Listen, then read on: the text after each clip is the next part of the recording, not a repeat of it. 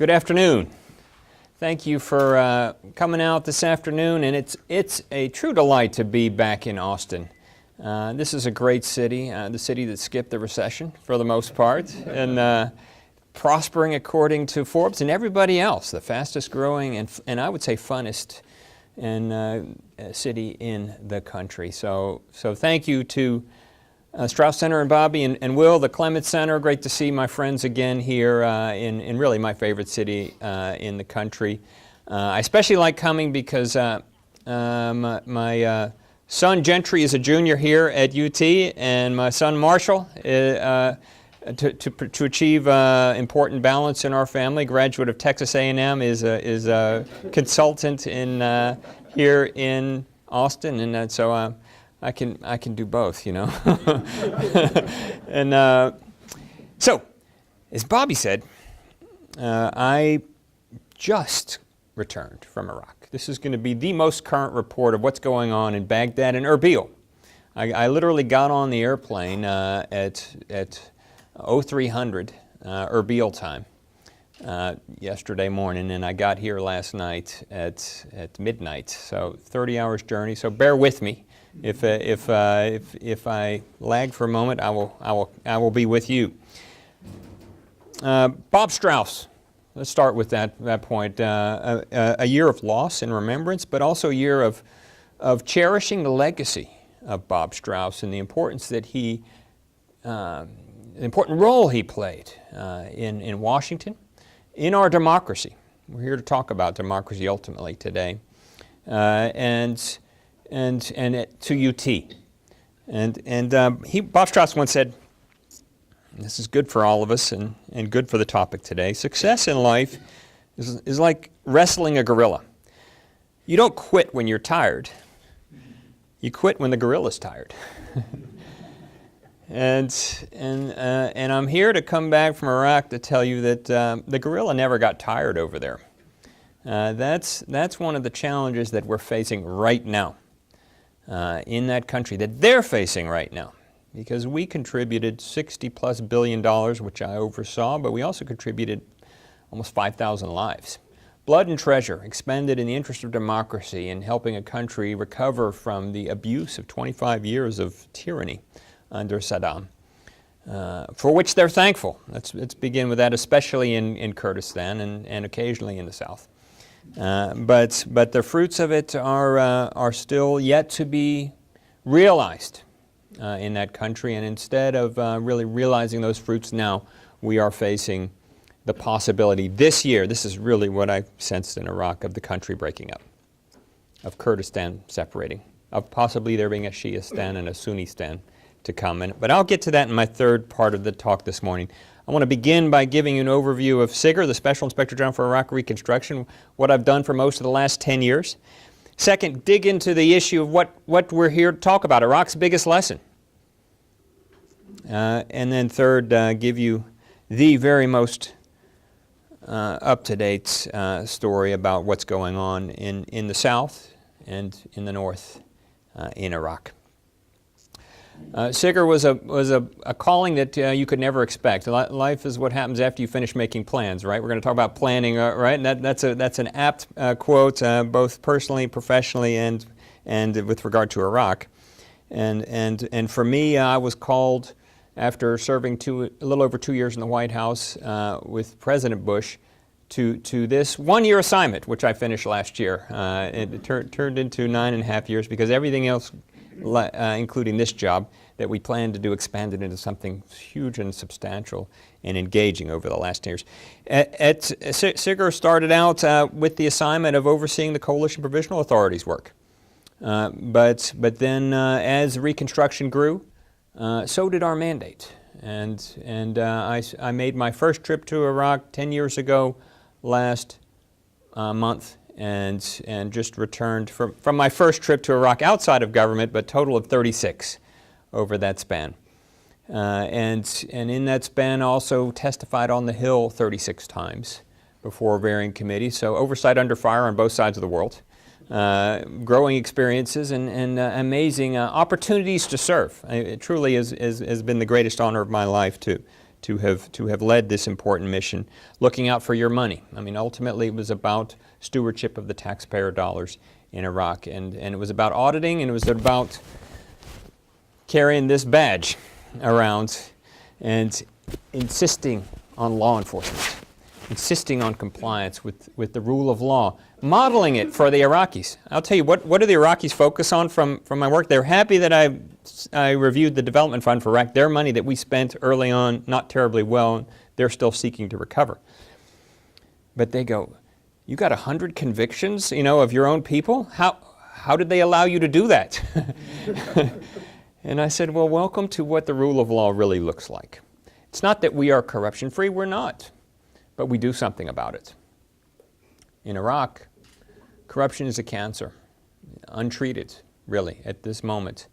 And one of the reasons I was back in Iraq was to speak at a UN conference on corruption. And there are interests, there are inclinations, but are there efforts that are meaningful, that are starting to crack down on what has been the theft of $150 billion through money laundering over the last 9 years? And the answer is no, not enough. And so that was part of my mission at SIGIR, to build capacity within the Iraqi system, to model what good oversight looks like, along with looking after your taxpayer dollars. We did 400 audits and inspections. In the course of that, I traveled throughout the country. An amazing experience for me personally. I mean, this is the land of Genesis. I went to Nazareth, also known as Ur of the Chaldees in the Bible, and walked in Abraham's steps. I went to Mosul, a devastated city, still in the throes of disastrous terrorism, known as Nineveh, Jonah's city. Amazing. I went to Hilla, where we had a provincial reconstruction team several times, known in the Bible as Babylon. And indeed, almost all you need to know about the dysfunction of Saddam it can be seen there. The old ruins are there, and on top of it, he was trying to rebuild Babylon, so you have these dusty bricks underneath, on top of the bright yellow bricks, halfway reconstructed, under the delusion that he thought if he rebuilt Babylon, he'd become the next Nebuchadnezzar. Of course, he didn't know his Bible very well, did he? Look what happened to Nebuchadnezzar. Insane in the fields eating dirt, but somewhat how he ended up in Tikrit when we finally caught him. The reality was that truth was never far from my heart, driving me, inspiring me to be committed to this country that I've come to love, the people that I came to love over the last 10 years, and helping them grow from the nightmare of Saddam.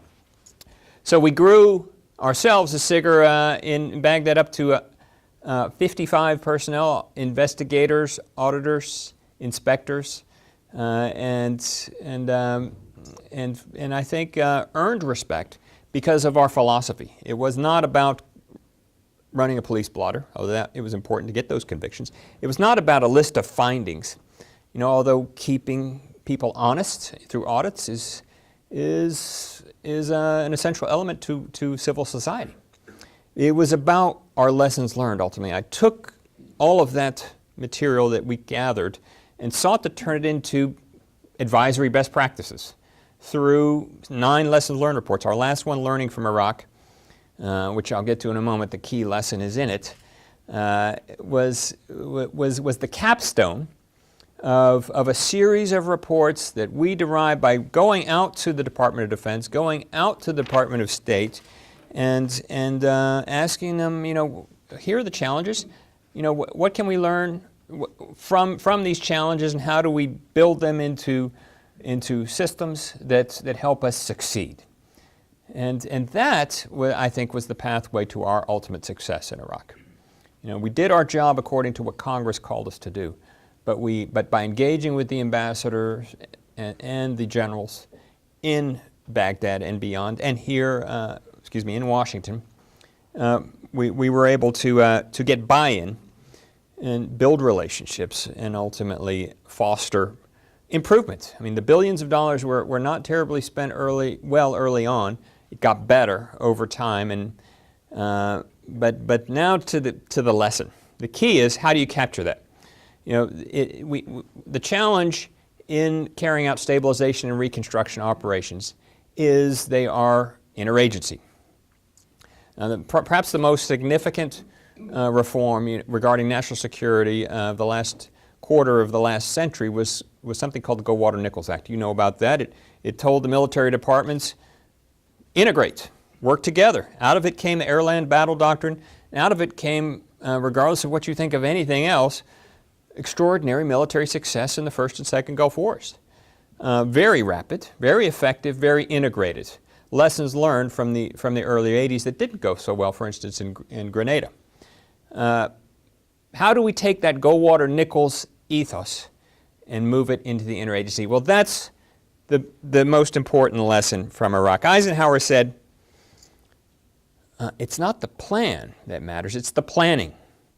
What he meant by that is the process of integrated planning, in his case in leading the Army, ensured resilience when that plan was gone with the first shot fired. The old adage that's the first thing to go when the shooting starts. We don't have that kind of integrated planning when it comes to stabilization and reconstruction operations today. We haven't learned that lesson from Iraq. Franklin said failing to plan is planning to fail. Well, we've got to find a way to inculcate that evolutionary step within our federal government to ensure that the next time we engage in a stabilization and reconstruction operation, we win. So to the biggest lesson, well, before I dig into it, let me give you a couple of runner-up lessons.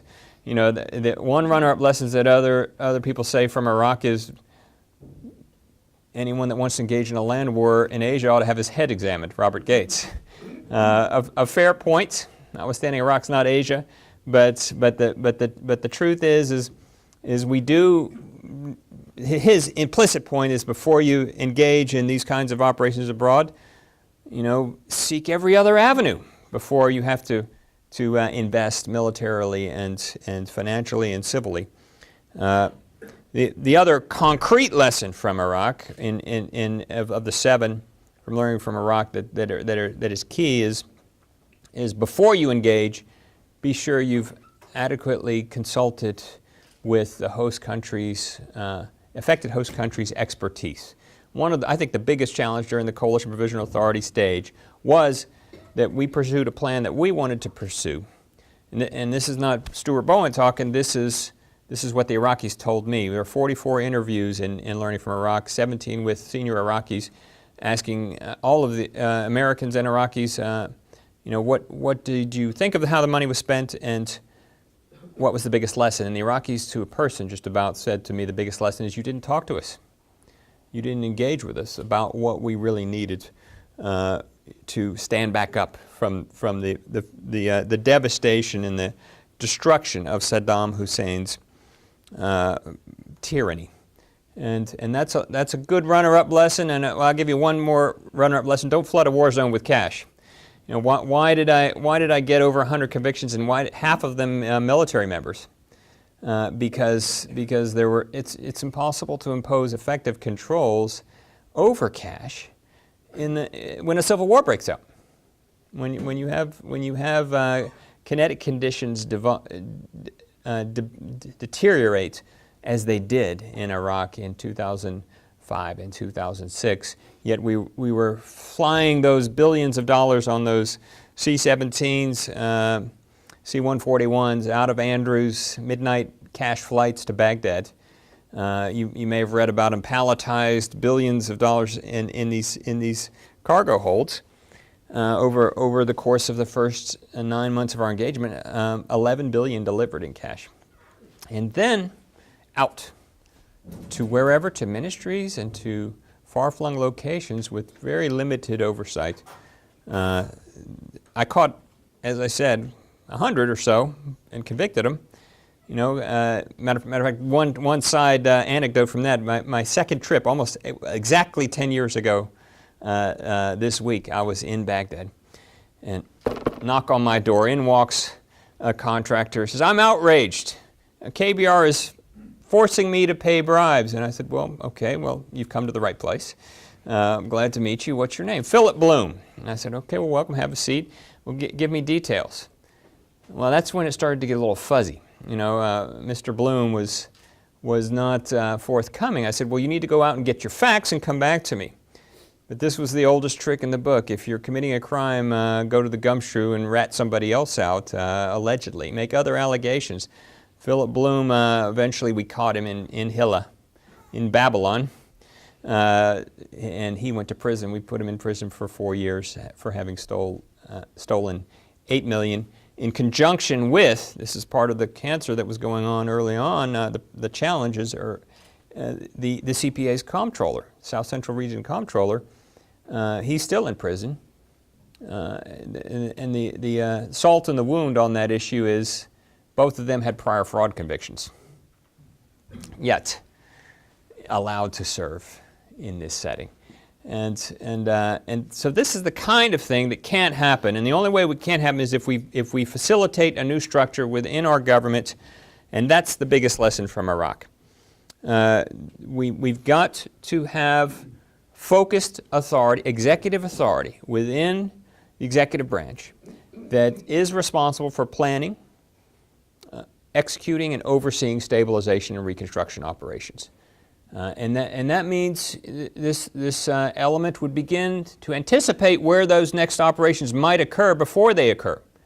We built the airplane in flight in both Iraq and Afghanistan. It didn't fly very well, as such airplanes won't.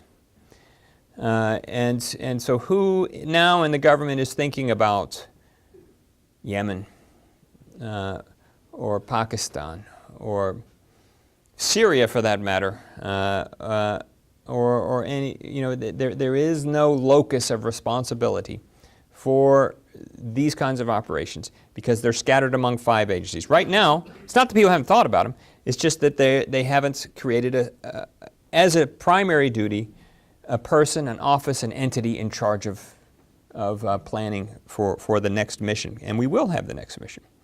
You know, to a certain extent, the lesson that's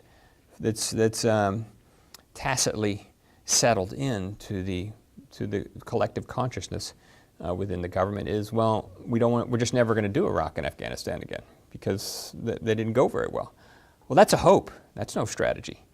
And we have been engaged in stabilization and reconstruction operations virtually continuously since 1980, and we will have them again. That's what this lesson digs into and serves as an advisory, a warning, a challenge to the government that we've got to do something structurally to prepare for it. You know, if we don't prepare, then Franklin's adage hits home again, and there's no excuse if it hits home with the kind of pain and difficulty that we experience in Iraq and Afghanistan. $60 billion in Iraq, over $100 billion and counting in Afghanistan, by the way, for rebuilding. So right now, you know, let's talk about the starting point. You know, what do we have within the government now? Right, scattered among the duties and responsibilities for stabilization and reconstruction operations are scattered among 5 agencies. Department of State has the Conflict and Stabilization Bureau, brand new. Recent report out from the State Department IG 2 weeks ago says not doing so well. Definitely not a thumbs up, mostly a thumbs down. Rick Barton, the head of it, is a friend of mine, and he's doing doing the best he can within a limited context within the State Department bureaucracy. But it looks very much like the Office of Transition Issues, which he founded in 1994 at USAID. That's the second piece. At the U.S. Agency for International Development, there is an entity that's chiefly focused on rule of law around the world, engaging in projects, and was heavily involved in Iraq. But is it capable of planning for the next stabilization reconstruction operation? No. So it's not at state. It's not at aid. At DOD, the most significant, I think, evolution in Army doctrine in the last 25 years occurred in 2005 with DOD Directive 3000.05, which Secretary Rumsfeld signed, creating for the Army stabilization operations as an essential duty, an essential mission. So within the field manual now you have offensive ops, defensive ops, and stabilization ops. Didn't happen formally until that directive. I mean, obviously it had been stabilization activity before, but it now was embraced as a primary mission. How it's been realized is gradual. I mean, there's still the Army is trying to figure out its proper role within these generally civil-led operations, programs, and projects in their particular setting. And the reason why it's so difficult is because it's not their primary duty. War fighting is. And second, there isn't an integrated capacity within government to link them to the civil side. So at the fourth entity that plays an important role is Treasury.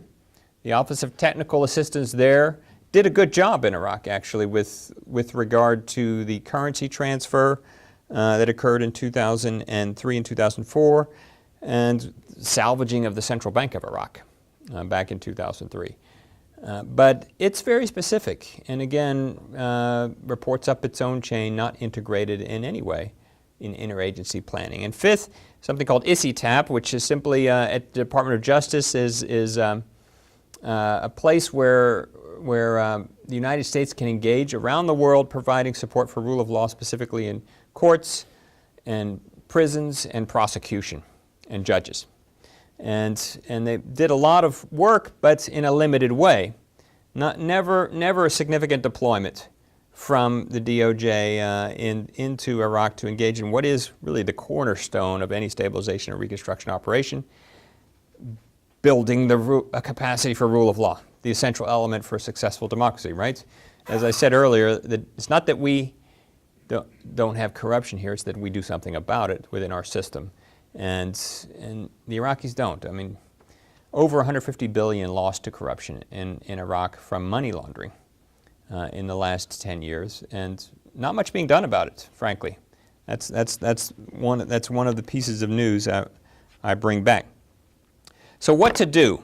I'm not just here to report problems, I'm here to provide solutions. That's been one of my mantras at SIGIR, and so we have pushed, well, we did, it's now past tense, I finished last October, we pushed for reform on Capitol Hill to address this issue, and there were a lot of members on both sides of the aisle, in both houses, that agreed that a solution had to come forward.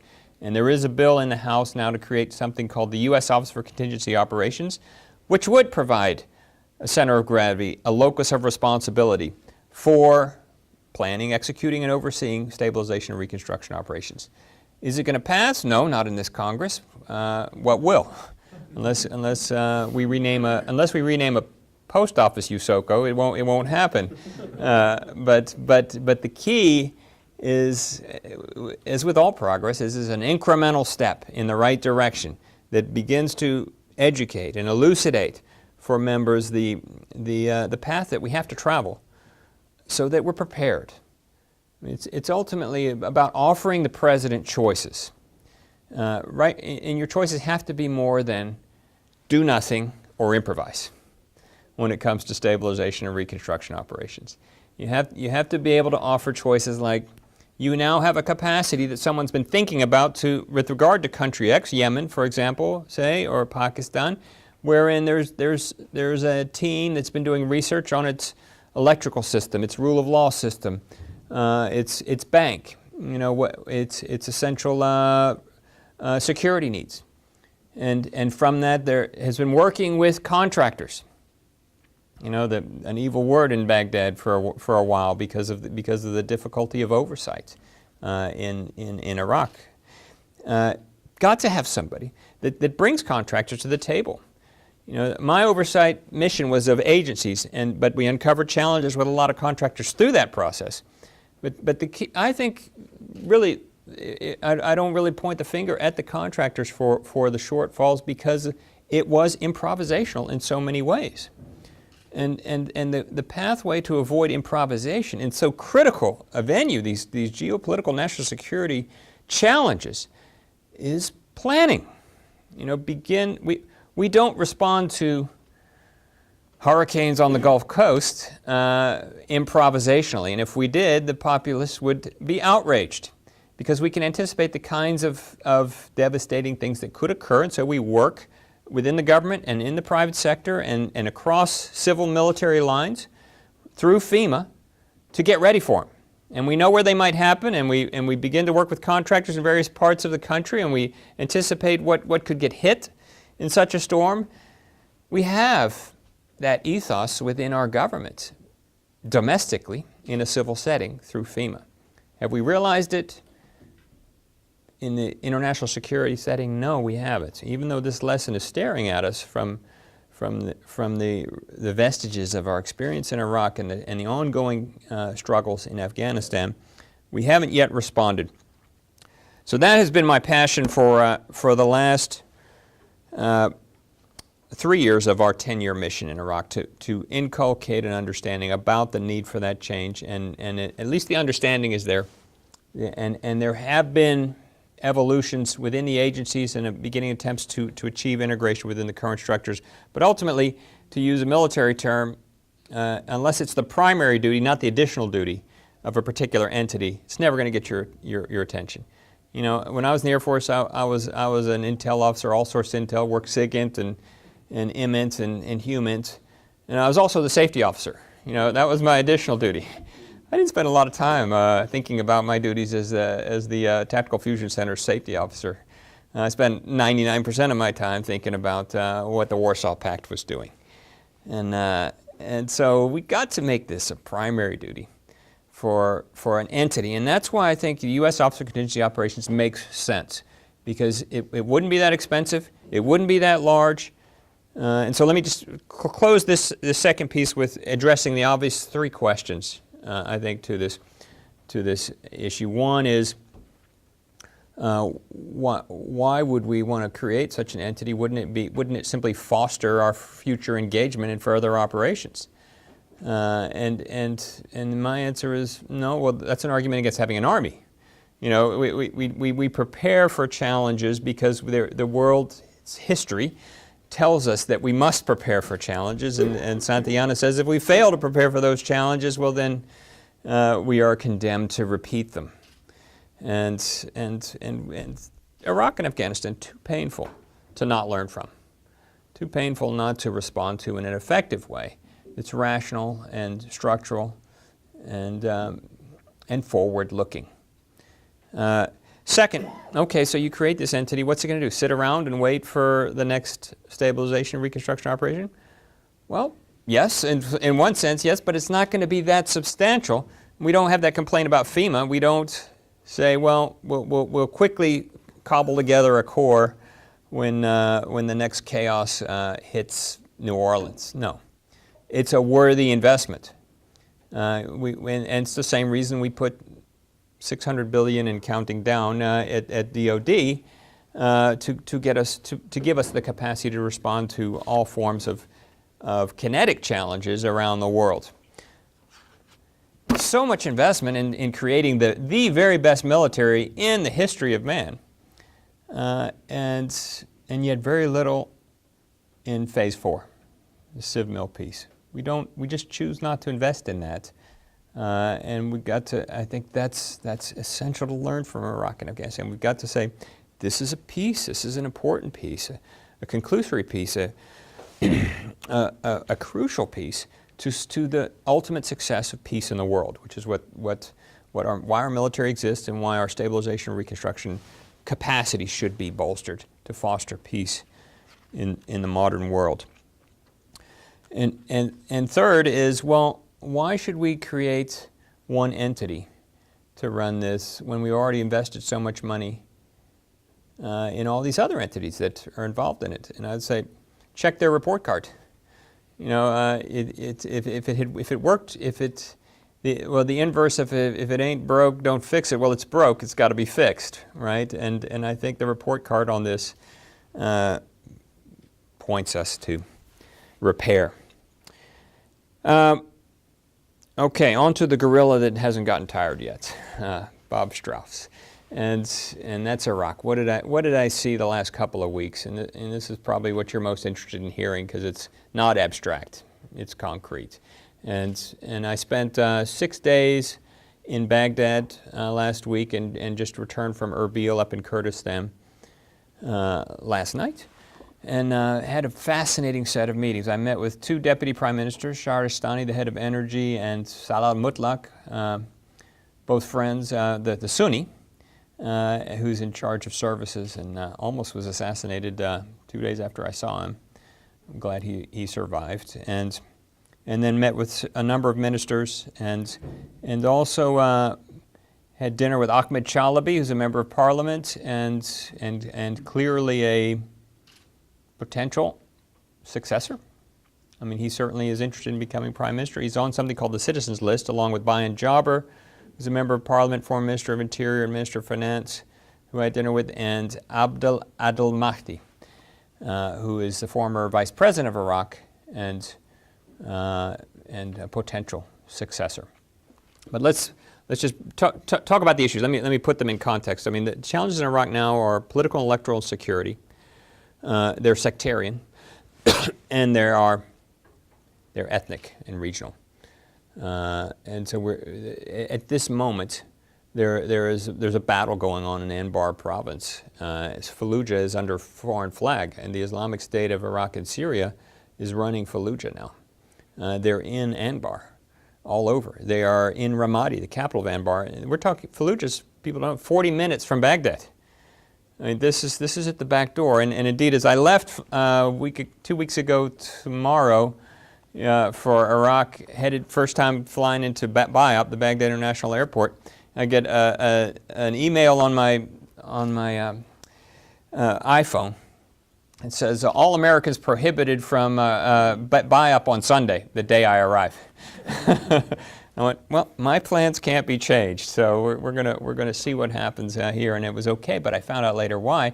The Daesh, one of the elements of the terrorists, the jihadists in Anbar, pushed right to the edge of Bayat. They were in Abu Ghraib on Tuesday. Matter of fact, Abu Ghraib prison was closed yesterday in Iraq because of the Daesh presence. So you have now spilling over from Syria in Anbar, as I said, there's an agglomeration of hostile groups to the regime, to Maliki's regime. And it's the Daesh, it's Ba'athist, ex-Ba'athist, Saddam's party, and you've got Al-Qaeda as well in that mix, and all really part of what I think is effectively a proxy war between Saudi Arabia and Iran that's going on in Syria and Western Iraq right now. Competing Sunni, the Sunnis in Saudi, and Shia from Iran. Iraq is one of two Arab countries that have majority Shia, the other being Bahrain. And Bahrain is still, like Iraq used to be, ruled by minority Sunnis. The majority Shia are subject to the monarchy there. Right now, as I saw on TV, Prime Minister Maliki has been running this year, the last 3 months, on a campaign to prove his power, to suppress and fight and push back the terrorists in the West. The bad news is for him is it hasn't succeeded very well. That fight is at a stalemate. And Iraqi units have not been able to get to siege Fallujah back, and there's been a lot of loss of life out there, as I learned in Baghdad, not reported. We don't see that in the news, but the conflict has been grave and costly. In Erbil, I talked to a number of ministers and learned the foreign minister and the minister of planning, the minister of reform within the government, and the prime minister's senior advisor, and it is very, very serious right now, the fracture between Erbil and Baghdad. As you might have read, there's an oil crisis with regard to Kurdistan. There's a 1.5 million barrels sitting in Turkey at the port of Ceyhan that Turkey will not export until it hears from Baghdad. It's maxed out, can't take any more. Kurdistan is not exporting any more oil, thus, so it has no income, legal income, from its massive oil resources. But the crucial component of the chaos that's affecting Kurdistan right now is they haven't gotten any money from Baghdad for 6 months. So they're federal employees that are unpaid. It's a recipe for revolution, and there's been shuttle diplomacy back and forth from Erbil to Baghdad. But what I heard in Kurdistan was, if Prime Minister Maliki continues, there will be a push for a referendum for independence. Masoud Barzani has said that publicly yesterday, and day before yesterday. And that, that's especially sobering in light of the fact that Iraq gets its first 2 F-16s in September, and then 2 a month till it has 36.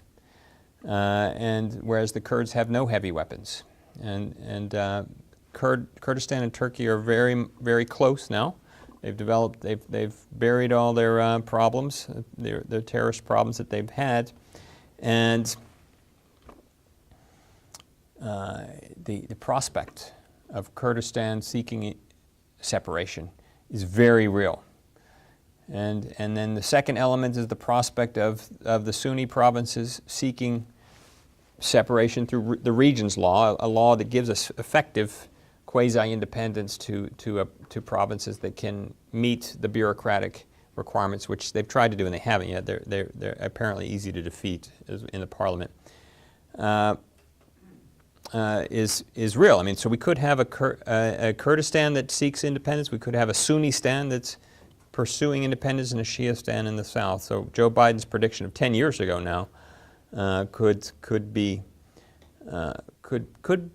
become possible in this year. This is a threshold year in Iraq. So much of what we invested, blood and treasure, diplomatic effort, military effort, civil reconstruction, oversight effort. I mean, it's a painful mission for me in that